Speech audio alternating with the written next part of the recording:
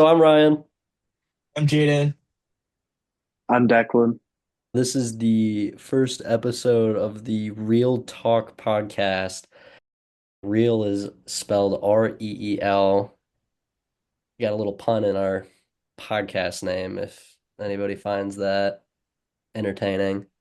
But today we're comparing the two movies, Blade Runner 1982 and Her, created in 2013, both kind of dealing with artificial intelligence and humanity and different themes like that. We're going to start off with quick summaries on both the movies, just so then we can then call upon, like, the themes that we're going to talk about and just give it some context, these themes, with the summary of the movies.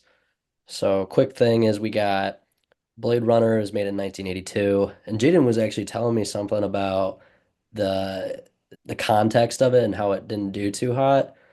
Back in the day when it released, it wasn't exactly like a successful film. It's actually seen as like a flop. I think it made a little bit of money, but like obviously now it's a cult classic because of the visuals and the aesthetic. The cyberpunk aesthetic is like very popular in modern day, but at the time it was like seen as a pretty unsuccessful movie. I mean, even the recent 2049, it's not a remake, but the follow-up movie wasn't exactly a box office success either. I think it's mainly attributed to like the car filming. Such like expansive scenes, especially in the 80s, was just ballooning the budget like crazy. So they didn't have a huge audience that was going to go watch a film like that on top of it. So it kind of just made it not super successful, but it's a cult classic at the end of the day. So Yeah. No, I was really surprised watching the movie, just knowing the actual time period it was made in, and when you told me that it didn't do too hot, I was really surprised by that. But no, quick into the summary. Basically in Blade Runner, it's in this dystopian Angeles in 2019. Uh, honestly, I kind of laughed when I found out it was t taking place in 2019, but basically there's these bioengineered humans, like almost not quite like Terminators, but like pretty damn close, that are called replicants, and they're used for like different labor and all that, from what I remember, but it's not on Earth, it's off of Earth where they do this type of labor. And there's basically the plot is like these group of replicants kind of escape whatever world they're on, and they go to Earth in hope of like extending their life. And basically this guy, Rick, was like came out of retirement to hunt these replicants down. And I thought it was kind of funny because they kind of avoided the word killing, and they would say like, oh, we're just gonna retire these replicants. Um, and so basically what happens is Rick starts tracking down these replicants. There's four of them.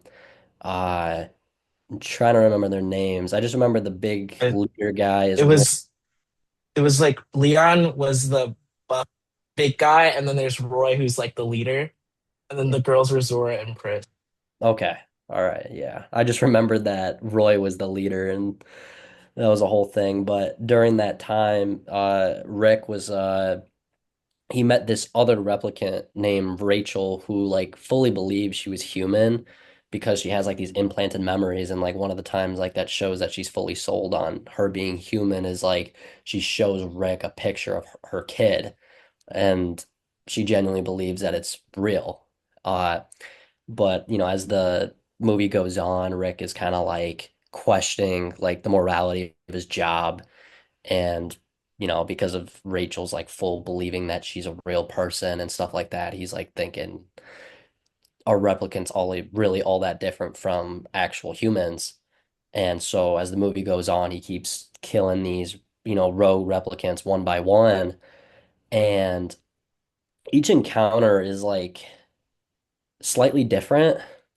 But overall, it kind of just keeps like emotionally like encumbering Rick as each, I guess, hunt for each replicant goes on.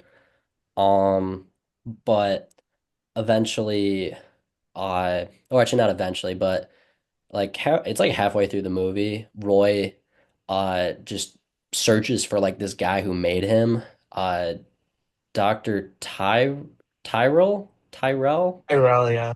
Tyrell, uh, in hope that the doctor will be able to like make him live longer because now that he's, a replicant, he's on, and replicants don't live very long.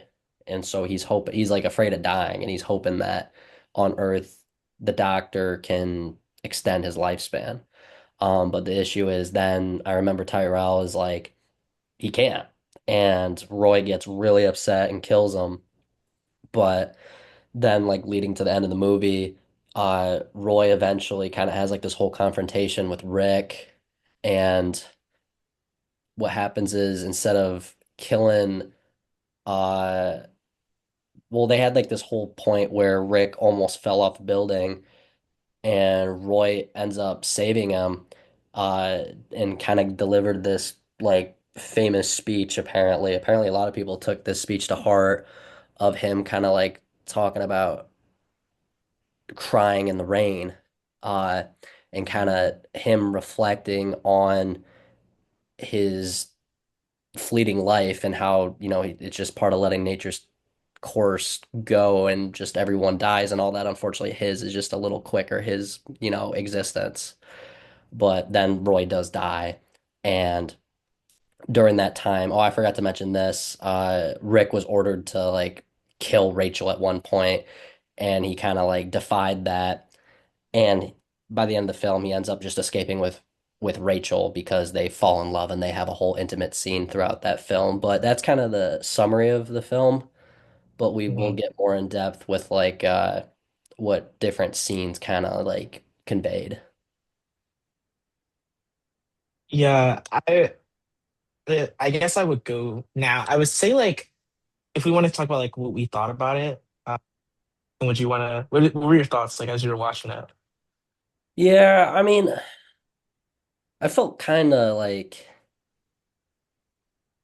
I don't know, maybe just because it's an older movie and I feel like maybe movies weren't as complex in earlier years, but I felt like a lot of the movies, it's like you kind of knew what was coming next. Like, oh, Rachel thinks she's real, Rick doesn't care. Rick's kind of tested with determining if Rachel gets to live or not, but Rick is in love and the only thing really in the movie I was like, oh wow, was the fact that Roy kind of had like a change of heart. I was very like, I was pretty prepared for him to just bite the bullet, uh, Rick's bullet, but no, I mean, I did like his little character arc, kind of realizing like, the I guess the circle of life almost. I mean, I'm sure it's not fair the fact that he has such a short life, but I guess that was kind of nice to see instead of him like stomping on Rick's hands when he's about to fall off the building. I guess that was a nice little redeeming thing about him, but um, I just thought it was very interesting regarding how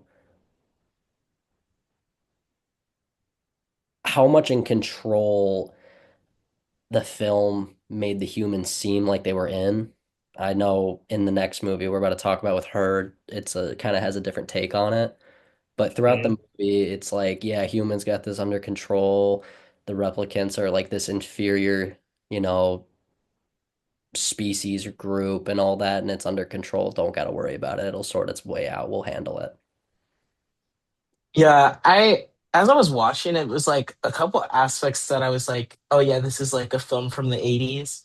And then there's other aspects that are like, almost a little bit more modern in terms of like their interpretation. Like I feel like certain I don't know, personal opinion, like the whole Rachel plot with the romance thing was a little unnecessary to be honest, but I think it's meant to like portray like the human side of like an emotional, like loving relationship, like despite the fact that she's not actually human and her memories are not real.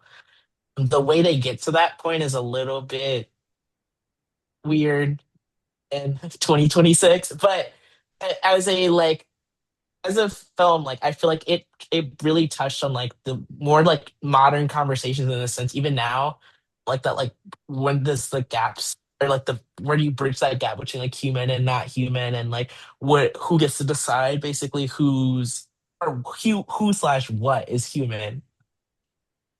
Yeah. Also, it was a little weird the whole thing of at the start they I'm not complaining. I just it's like a thing I noted was that at the start they talk about how like they're so much stronger than us, they're so much better than us, but then like he kind of just easily mops them up in the end, like, except for Roy. Like Yeah. everyone else is like not that good at killing him, I guess. I mean, Zora doesn't try really at all. She just runs, but the rest of them do try. I do know like I was the whole point of like I mean we didn't mention or you didn't mention this point earlier, but Ryan not wrong name. Rachel like shooting Leon and basically saving Rick was like the first showcase of like the replicants showing like human qualities in the sense of like emotional like input and wanting to save a life basically. And then I feel like it's like really like continued or followed up on with Roy deciding to save Rick instead of like killing him, which was his goal basically the whole time. So I thought Right. those points are like pretty interesting, like the loop of certain ideas, I guess. Right. Yeah. No, this is just a quick thought that I had. Just because you brought up the whole replicants being not as like strong as they were hyped or powerful as they were hyped up to be earlier in the film is like I wonder if that's what influenced Terminator at all, because I know the very first Terminator came out in 1980, like five or four, I don't remember. But it's that's only a couple years after this movie came out. So I wonder if maybe other people thought the same with that, because then you're in Terminator, Arnold Schwarzenegger is like the big bad guy and he's like this super strong robot and it takes the whole freaking movie trying to take this guy down, right? Mhm. So I'm just thinking, I definitely think that could have had a play. While I do say the movie wasn't successful, it made money. It was just like it didn't make the like it was like I think the box office was 41 million and the budget was 30, which is like you're still an 11 million profit. That doesn't account for like the pretty sure it doesn't account for marketing and all that kind of stuff at the time. But like it was like even at the time it was a film that people like mentioned. It just was very expensive to make.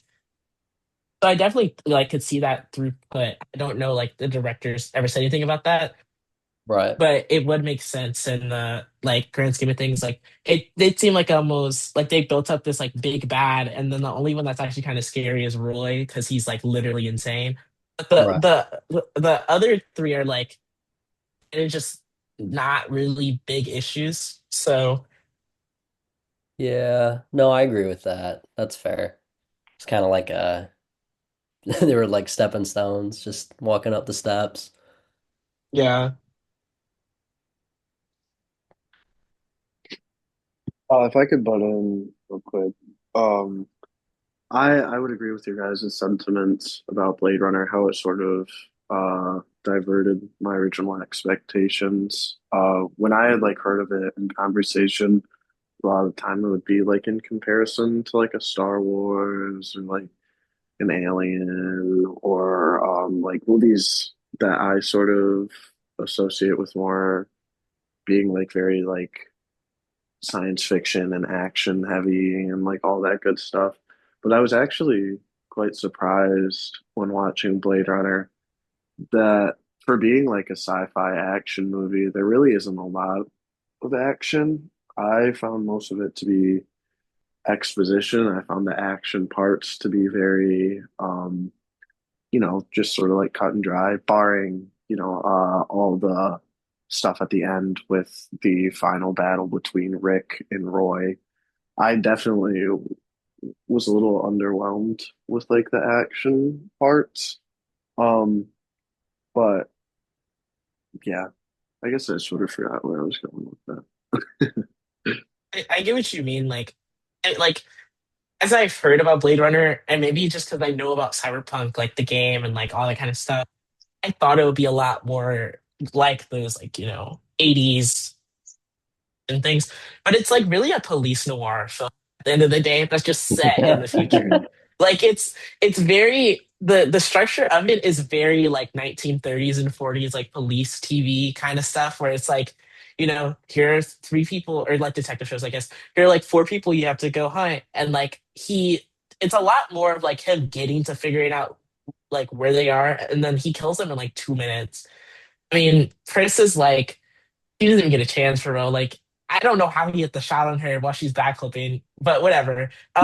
He like yeah, like she was like really built up at the start in a sense. Like she showed up in like the in her third scene really. So I thought her like combat would be like a lot longer, and she was doing cool stuff for real. But then he just shoots her and like repeatedly, and then she dies. Like I feel like it was just like a hallmark of like the movie. It's basically trying to emulate, which is the same kind of idea. There's not a lot of like action, but it feels like I wanted the action.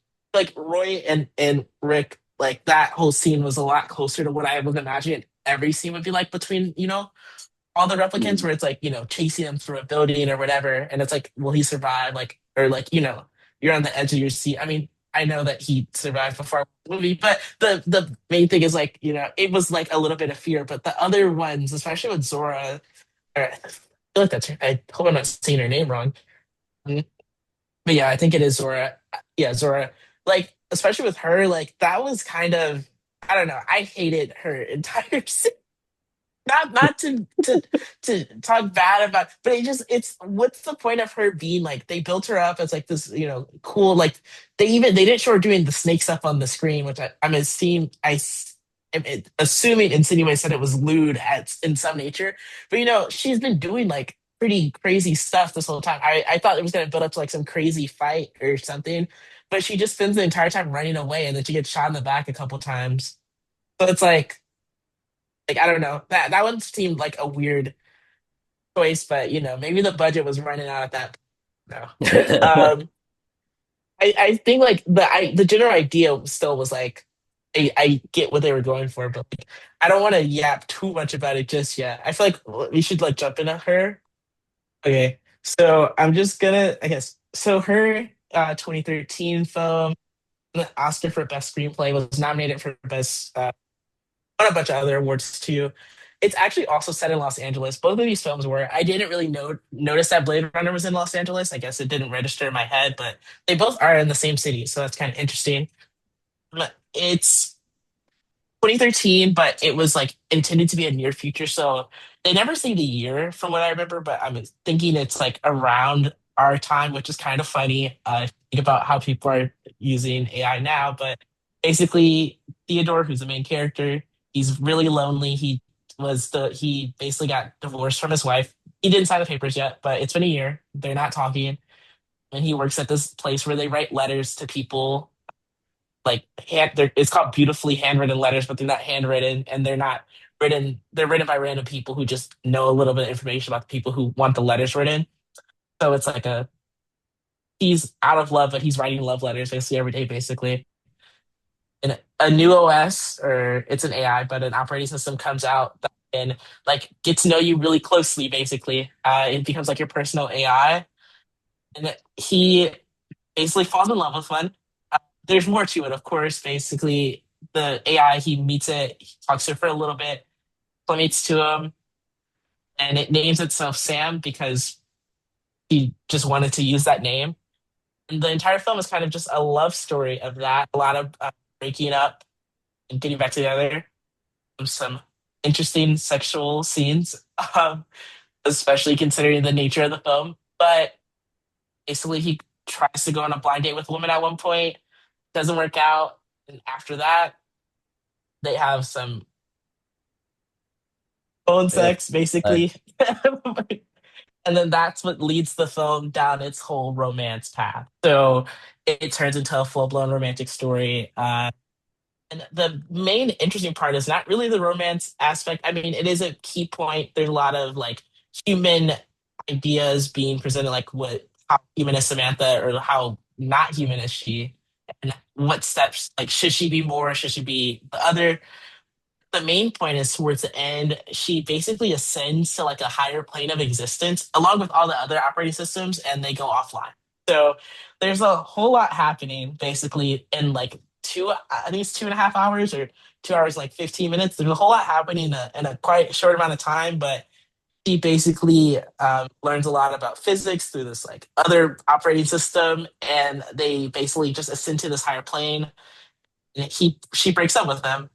She also was cheating on him with like 600 other people at the exact same time she was talking to him, which is a whole nother aspect of the story. But yeah, it's kind of a basically a love story with a really not normal ending. I guess it starts off pretty normal, except for like the phone sex aspect. I mean, that does happen.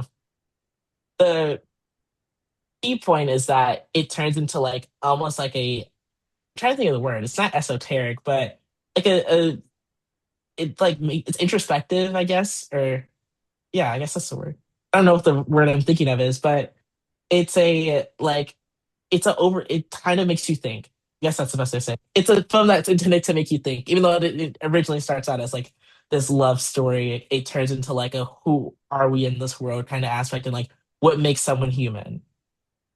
I feel like it's like kind of the best way to close that out. I don't know. Yeah. There's so many different scenes, but just like an outline of if you hadn't seen it, yeah. Yeah, no, I think that does it. That's a good, I think that summary gives it justice.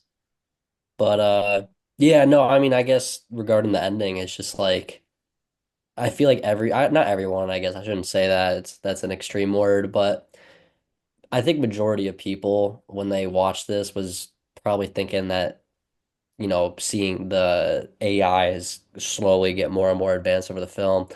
I feel like at least I did was feeling like something's gonna happen with these AIs. Something's gonna go down. I don't know if that was the same for you guys. Yeah, I see where a lot of people got that. I kind of felt that way too.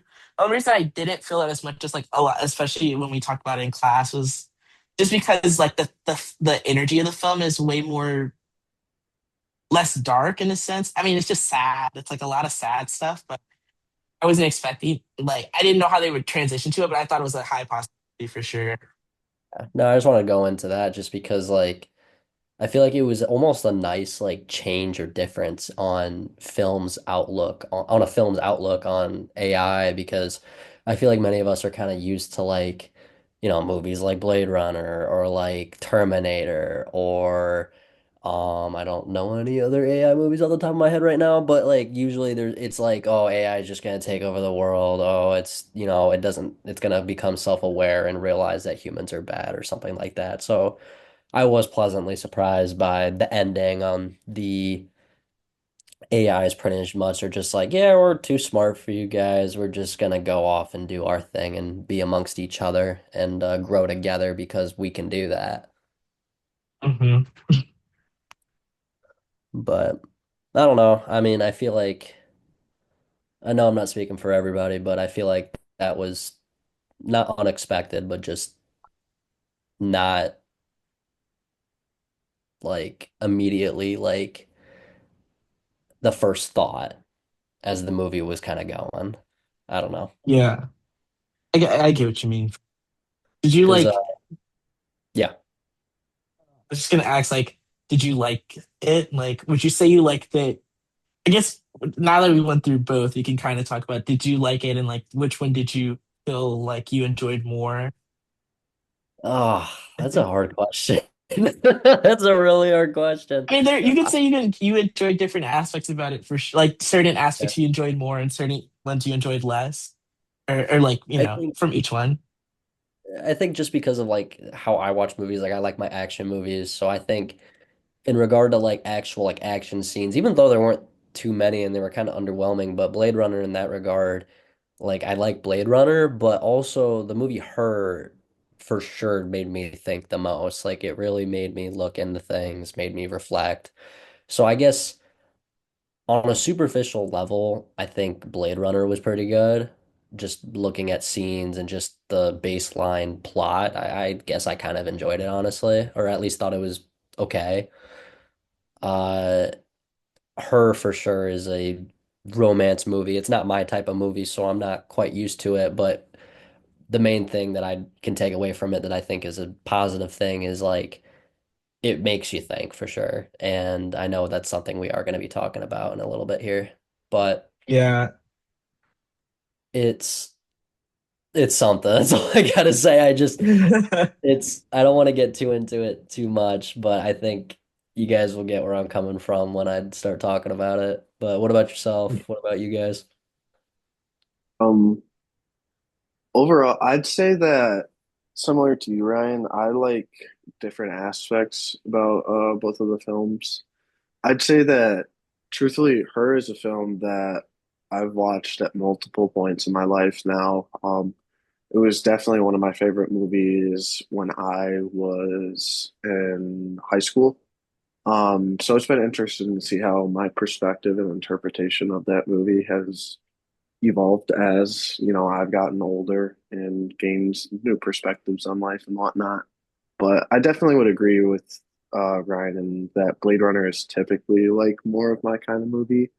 Usually, like sci-fi, dystopian, um, like grungy, dark, grimy movies are definitely more my speed. But I definitely really appreciate Her as being a movie that I find myself thinking a lot about while I was watching the movie itself, and one that's also stayed with me.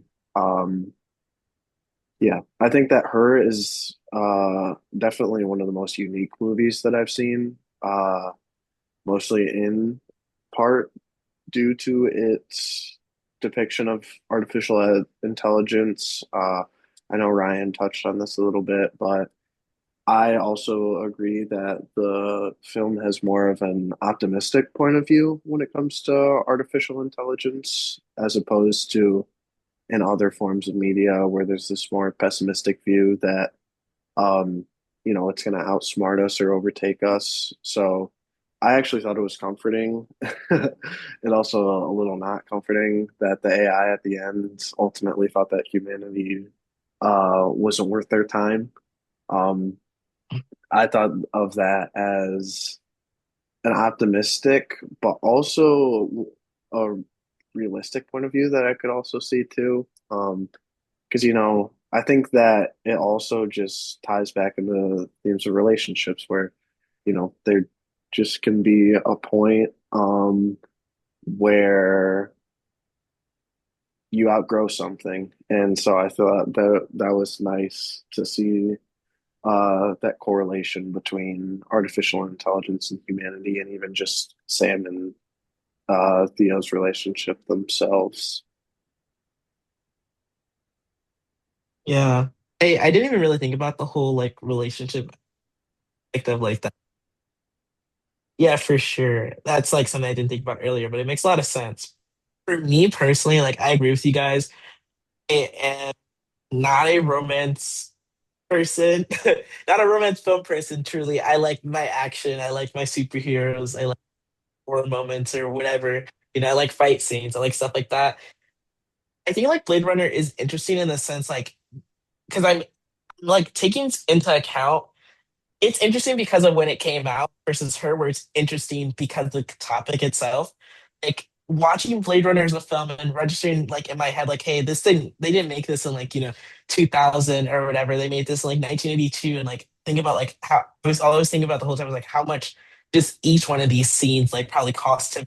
And like the visuals still hold up. There's not really anything that feels like, even like films from like 2000s aged bad with CGI, but everything in that film felt like, oh, it seems like modern. Obviously, we know how old Harrison Ford is now, so like that part kind of takes it out for me. But other than that, it's like I get that aspect of like this is really cool that this is so old. Not that 80s is super old, but this is pretty old, and like it has this topic that's really interesting.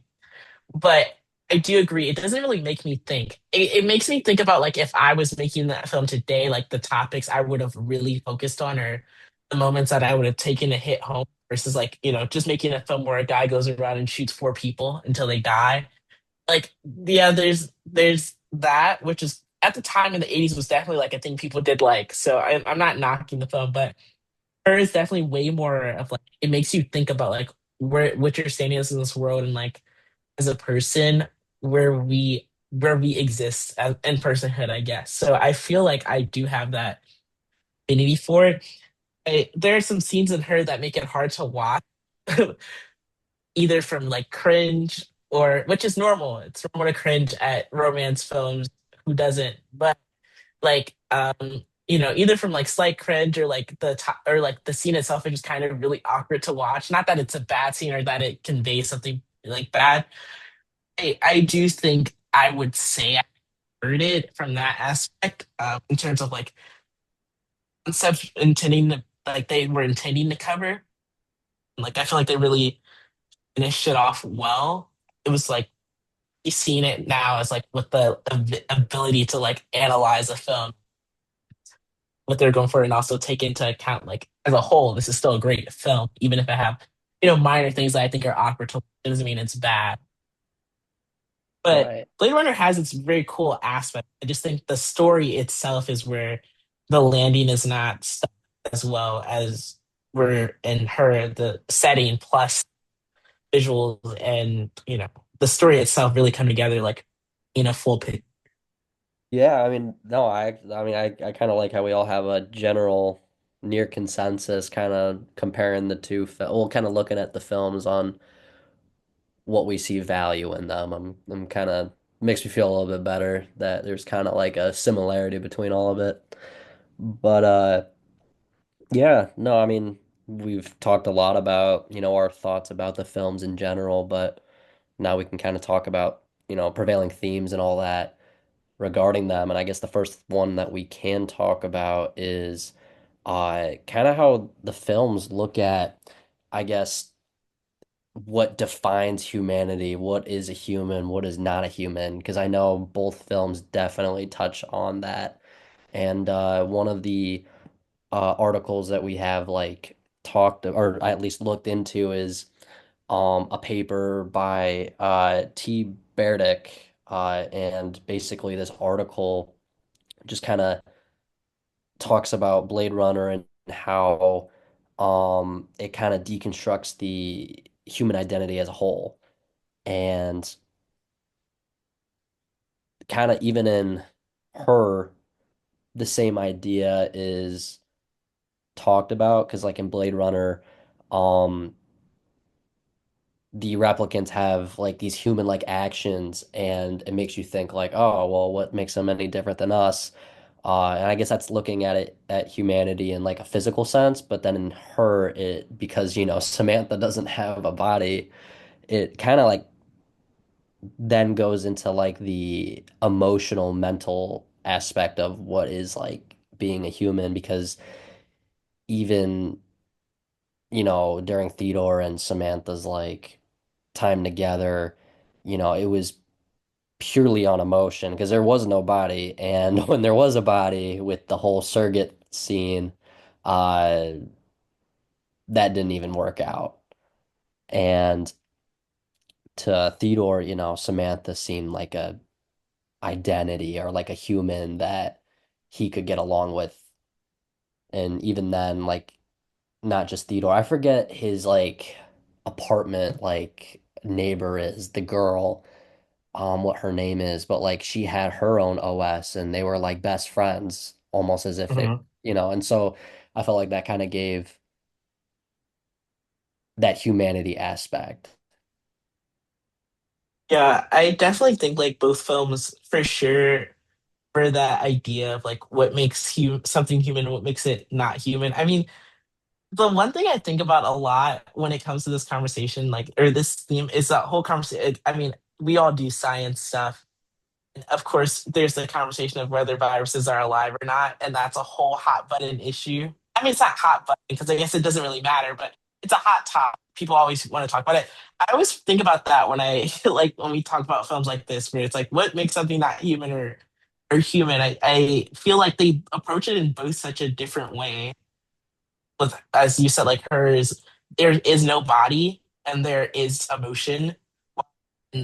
Blade Runner, there's a body and the emotion has begun to develop, but it's a new development. Like before, there's a whole conversation about subjugation and like the like problems or potential problems with like the idea that robots need to look human and what that says about like people look at robot for labor or like in the future.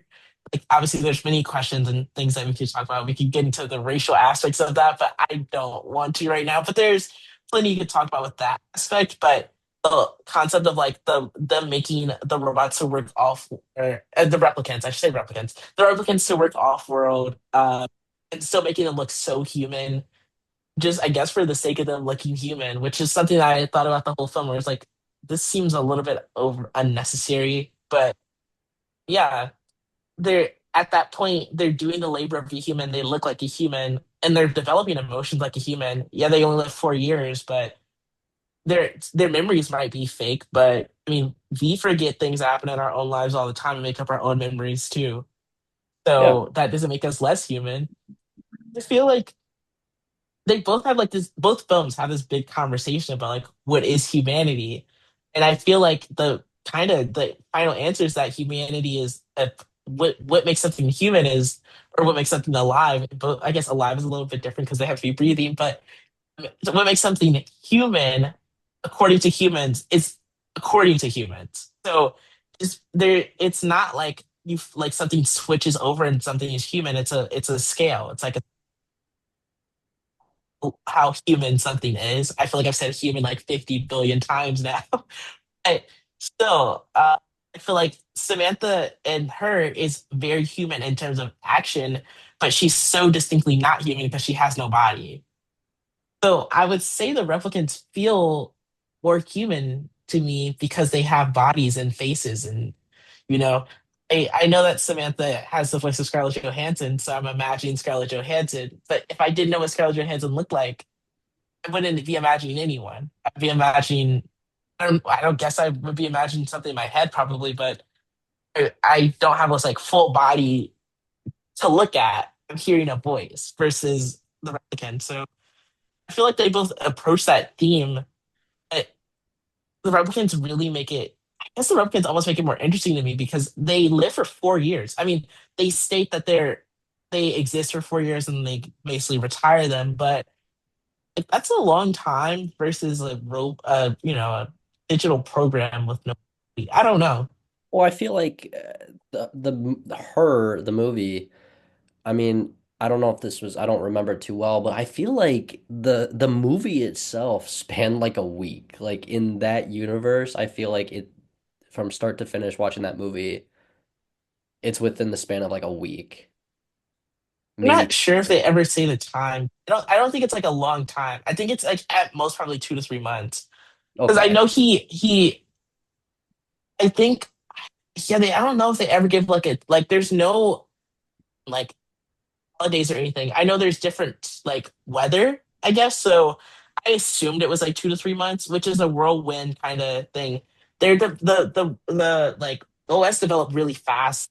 Maybe it is only like a month or Yeah, I just don't see it having been a very long period. I feel like it was max like 3 months, like you're saying, because but going back to kind of we were talking about with the replicants for a 4 year lifespan, you're saying that's a long time. I mean, would you say that 3 months is a long time? Because arguably the OSs kind of had like I'm just playing devil's advocate here, but like the OSs like had a fraction of the 4 years, and I know you are saying that you see the replicants as more human and more like justified for them being human just because they've had more experience of 4 years and all that.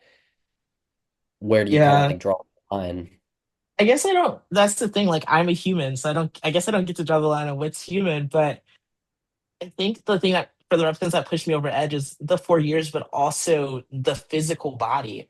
I think if the OS had like a physical manifestation and it had a humanoid appearance, it would have this idea of like, oh, they feel more human to me. Versus, I guess in my watching the film, I see the OS almost like a phone call. Like it's just like a permanent phone call. Yeah. Which obviously, when you call someone on the phone, they are human on the other side most of the time. But I mean, sometimes you get like the robocalls or whatever, but they're typically humans on the other side of the phone. But I guess I'm not making that jump in my head. It's more so, I guess it's a personal. that because they have a physical form and like a longer lifespan. I mean, the OS could have probably lived for 4 years or stayed around for 4 years. I mean, I'm saying live. Clearly, I see them as something. Right. But yeah, I think it's just the physical manifestation of like a physical form makes you feel more human or more closer to me because I can reach out and not that I'm there, but I would be able to reach out and touch like Roy's existence because he has a body or he has a yeah, I guess it's a body. I mean, they bleed too, like That's true. which is I don't know why you would put that in the robot. I mean, that's like just weird, but they do bleed, you know. Right. No, that's fair.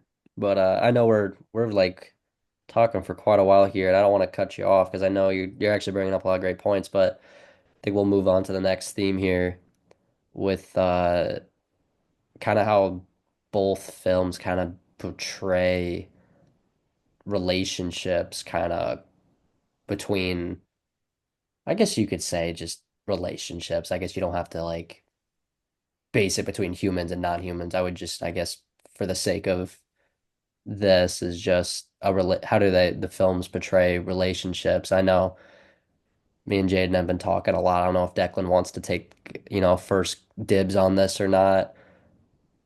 Yeah, I can chime in here. So I definitely think the relationships, or rather how the two movies depict relationships, is what I found to be the starkest contrast between the two movies. I found that the relationships depicted in Blade Runner, um, like there wasn't a lot of affectionate relationships. There was definitely uh lapse of romance or romantic relationships, barring, the stuff with Rachel and Rick, which again, I'm not that aspect sort of confused me the most, but I can get back to that. Um, but so in contrast to Blade Runner, I think the relationships of, both humans and technology and just humans with one another in the movie Her is really what is at the core of the film itself. I think that's definitely what I commend the film the most for is just the analysis and in-depth look of relationships, both with product and consumer, friends with friends, loneliness with, a solution to said loneliness. And it's definitely what I found uh, the most different between the two films. In Blade Runner, I think that um, I think if I was trying to find a similarity between the two films, I would think that it definitely depicts sort of these artificial humans and technology as distinctly different. Um, you can see that be it through the differences between the replicants' roles on the outer Earth planets, where they mostly act as slaves or in accordance with the duties laid out to them by humanity. Um, I think that you can see it in the movie Her with, the skepticism that comes with some of the characters when Theo reveals that the woman he's in a relationship with is an artificial intelligence. I think you can see that in Theo's own insecurities about being in an artificial intelligence relationship, be it through his hesitancy to participate with the sex surrogate, be it his rethinking of everything after his divorce paper signing with his ex-wife. And yeah, I think there's definitely a clear distinction in the role of artificial intelligence and the role of humanity present in both films. And if I had to sum that up in one sentence, the film portrays society's belief as artificial intelligence technology serving or existing to serve humanity. Yeah. No, I kind of, yeah, you kind of made me realize kind of almost a callback to what Jaden was talking about with like the relationship with Rick and Rachel was like very kind of almost out of nowhere almost. I shouldn't Mhm. say that, but like it just didn't feel right almost. And that might just be a cast, not a casting, but like a script thing. Who knows? Or acting, I don't know, or given the time. But I feel like when watching Blade Runner and seeing that kind of happen, I'm thinking, okay, fine, whatever, cool. They kissed. And then looking at her, I kind of like what I'm trying to figure out how to word this. It's like I feel like there's different responses when you look at both of like the relationships between them, between the two movies. I I don't know if this is just a me thing, but I feel like just because kind of like going back to that whole physical, non-physical thing, it's like, okay, there's, Rachel's a, oh, that sounds bad. I was gonna say Rachel's a body. She, that's a physical thing. Like, okay, fine. But then when watching her, I think, I don't know, this is just me. I'm gonna keep saying that, but like, dang, I was uncomfortable, very uncomfortable with the first like basically phone sex with Theodore and Samantha. I was really uncomfortable with that. And I think the almost the director even knew or was trying to go for that. I don't know if this is just a me thing. Chime in if you guys know different, but like I know like the screen went black for like a minute and you just hear them moaning. It's it's very uncomfortable. I will say, the thing is that obviously when we saw it, like we watched it together, but even watching it alone, I mean, maybe I just have an aversion to like a lot. Most people do have an aversion to sex scenes, but I think in a public setting, it's even more awkward. But I feel like there's like they definitely not when I say play up, I hate to use that because it sounds like I'm like talking negatively, but they really focus on the relationship aspect of the movie, the relationship aspect of the movie versus like in Blade Runner, which my main problem is, or why I mentioned like it's a film from the 80s. There are moments in certain movies where you watch them and you can tell like, oh, this feels up with the time. Oh wait, never mind. Like it's like that's how it felt. Where it's like, okay, Rachel would have been a way better character if it was like a brewing friendship or even the potential of brewing a relationship. And instead, he just he just kisses her. And I have a lot to say about that entire scene because it almost felt like I don't know. He kisses her, she tries to leave, he stops her from leaving, and then he tells her to tell him to kiss her, and she doesn't want to say it. And then he tells her again, and then she says it. But like the whole time I'm watching it, I'm thinking, hey, but she's like not human. So like on top of it being weird, it's like she's following an order at that point, and now it draws into like what kind of what kind of Messed assault up. scenario are we Kind of sitting through messed right now? up. Like that's all I felt the whole time. I remember being like, "Oh, this is so 80s." I feel like there's moments like that where it's like it's not even like a lot of movies at that time weren't even like, "Oh, a relationship that makes sense." It's like, "Oh, here's the main character and here's his woman that's just here." Like the difference with her is that he's effectively the same people. She's the same type of thing that he's hunting, But it adds that like moral gray area to it, but his actions don't shift because of it. Like he doesn't care more about Roy or like Pris because he's dating Rachel, which I don't know how that whole thing works, but he cares about her, but it doesn't make him think differently about them. I guess he has some trepidation with Roy a little bit, but Roy is actively trying to kill him the entire time. I don't understand why he is trying to fight back. Yeah, no, I mean, you just like kind of made me think about. I never thought of it that way, like him telling her to tell him to kiss her. That's a mouthful.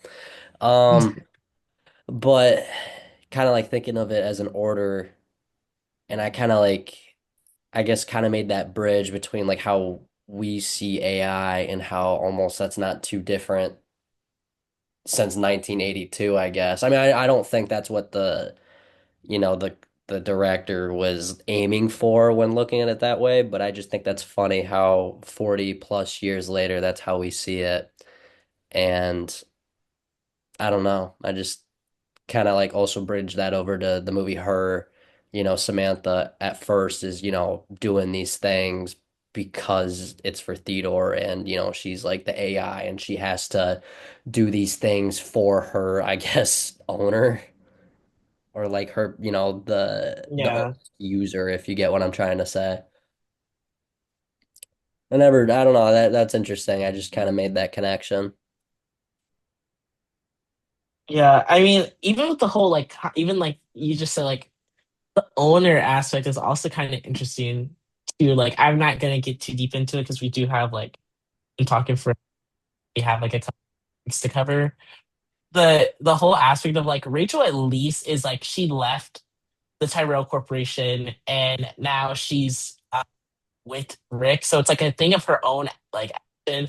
He does call her, of course, and tell her like, "Oh, come here," but she does go. It's a little bit different versus like Theo did literally buy the OS, which means he did technically buy Samantha. So it's like a product he owns in a sense versus Rachel, who's like more individual. Like she's not human, of course, but she's there of her own volition in a sense. Like, she's making her own choices. I No, mean, that's fair.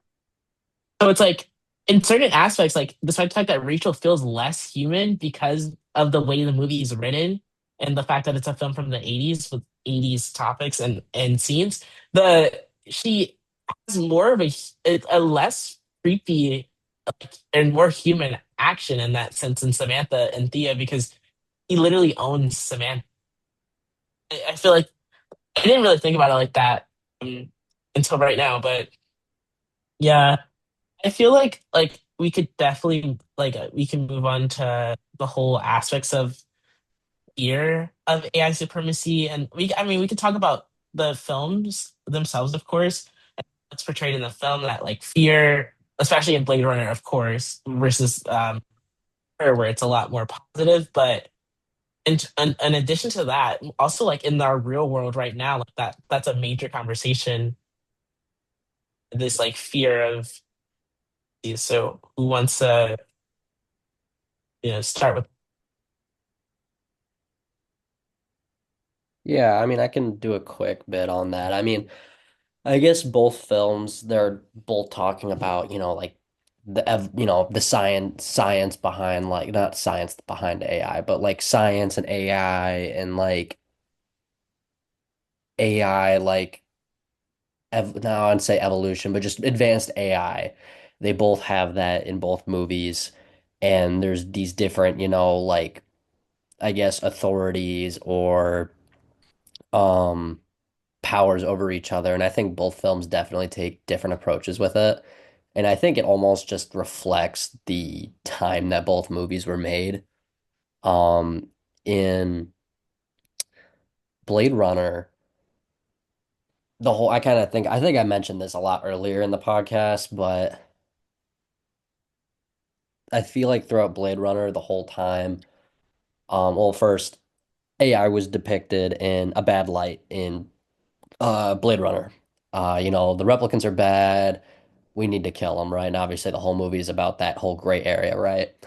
But at the end of the day, it was like, oh, these guys, these replicants aren't, despite what they're saying, hyping them up as these super powerful people or, robots or whatnot, or biomechanical people. They didn't seem much different, cognitively or like psychologically too much different than like a human. Like I think a lot of their actions were almost like justifiable in a human mind, you know what I'm saying? Like given Mhm. who the replicants are, I could imagine a human acting like that for sure. like being scared of death or, taking advantage of the fact that they are these more, I guess you could say powerful, like they have these more powerful bodies than a normal human. Like I feel like the whole trope is that, humans in general will have kind of a power trip almost or act slightly more, powerful, I guess, when they have power, if you get what I'm trying to say. I just feel Yeah. like the replicants' actions, like they were believable and they seem like in line with what a human would do. While, or to an extent, but then in the movie Her, the whole like I feel it's kind of the whole movie almost like a big part of the movie is like Samantha is just like and all the other OSs are like you can see like it's almost like a baby growing up into an adult, when Theodore plugs Samantha in for the first time, like putting the earbud in, she's like, "Oh, I don't have a name. Oh, I want Samantha. Oh, I just started looking at these textbooks, this physics stuff, and I'm learning physics." And then by the end of the movie, she's like talking to this super, dead philosopher, and they were able to reconstruct a consciousness. Like that's crazy to me. And by the end of the movie, it's like watching your kid grow up. It's like, oh yeah, we're all growing up, we're all moving out. You know what I'm saying? So I just thought both films took a complete opposite outlook on AI. And I think it kind of just reflects going back to it, the time that they came out. Because in 1980, I mean, I don't know if the AI was even a thing, if at all, and at least nowhere near to the point where both films are portraying them. So I felt like, given the time too, it's optimistic that, humans are always going to be in charge. Humans are doing this, going to handle this. And then I feel like Her, given, being made in 2013, AI wasn't really a thing yet. Um, but at least felt more realistic or like almost had themes that you can apply to AI being used right now, where it's like, oh yeah, it's something that's continually evolving, while Blade Runner kind of just had them in the same mental state the whole time. Not emotional state, but just cognitive, like I don't want to say intellect state, but if you get what I'm trying to say with that. Yeah, for sure. I think there's like a major of I don't really know what I want to say. Clint, there's too many things in my head. Clint, do you want to go? I have some things I want to say, but they sort of go into a different uh realm if what you had to say is more relevant to what Ryan was saying. No, no. You can go ahead. Because Okay. we have like, we should probably be done in like the next 15. So we still have to close it out. Yeah, Mhm. we should start wrapping up. We've been talking for a long time. Yeah. We have Yeah, a lot of editing to do. it's all good. Yeah, so just to quickly add some last thoughts into it, I think the main similarity, or really this thing that immediately stood out to me upon watching these movies, was I really enjoyed how it just, both films just sort of throw you into this dystopian future without really any explanation as to how they got there. I know that Blade Runner is based off of a book, so maybe the book dives more into, well, this happened, so now this is why we're at where we're at. But I really liked how both films left it up to the viewer to interpret, sort of how these replicants came to be, how did this dystopian LA came to be, all that good stuff. And then similarly with Her, like how, all of these like OSs rise up to like how empathy or emotion could be something that you would value in like a economy or a market. So yeah, I really liked how both films weren't so much as worried as to how humanity got to this point in their relationship with technology, as opposed to being like, here's a story within those worlds, and you can use your own inferences and interpretation to um, how far in the future this is, or with Blade Runner, why does LA look as crappy as it does? Um, it really lets you form your own inferences again, uh, in regards to technology and humanity. And I really liked how, yeah, it just wasn't super focused on how we got there, but rather we got here. Here's the story. Do what you will. Yeah.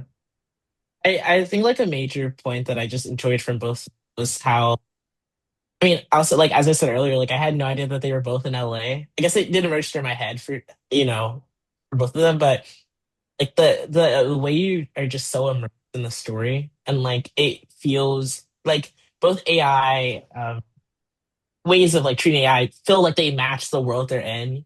Like there's more optimistic use of AI and like this more colorful world.